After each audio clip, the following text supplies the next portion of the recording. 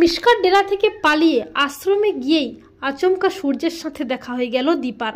হ্যাঁ বন্ধুরা, আমরা এমনটাই দেখতে পাবো অনুরাগের ছোঁয়া ধারাবাহিকের আগামী পর্বগুলোতে। সূর্য দীপা ওর উপর কথা ভেবে নিজেকে কোনো মতে সামলে নিয়ে আবারও নিজের কাজে ফিরে যায়। অসহায় রোগীদের চিকিৎসা করতে যায় গ্রামে।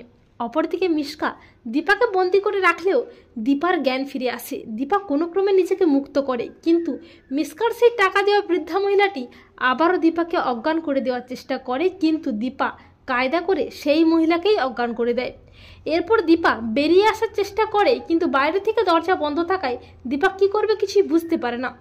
এরপর হঠাৎই দীপা দেখতে পায় সেই ঘরটার মধ্যে পেছনে একটা ভাঙাচোরা জানালা আছে। তখন দীপা নিজেকে বাঁচাতে সেই জানালা দিয়েই বাইরে বেরিয়ে আসে।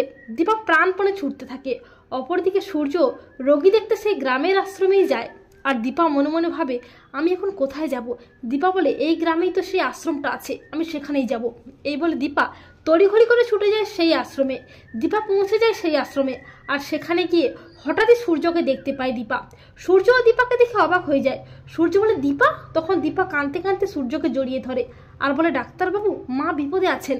এই বলে দীপা সূর্যকে সবটা জানিয়ে দুজনে মিলে বেরিয়ে পড়ে লাবণ্যকে খুঁজতে। তো বন্ধুরা, তোমরা এটাই চাও তো যে যেভাবেই হোক সূর্য যেন তার হারানো দীপাকে খুঁজে পায় এবং লাবণ্যকে বিপদের হাত থেকে বাঁচিয়ে নেয়? কমেন্ট করে এক্ষুনি জানিয়ে দাও তোমাদের মতামতটি।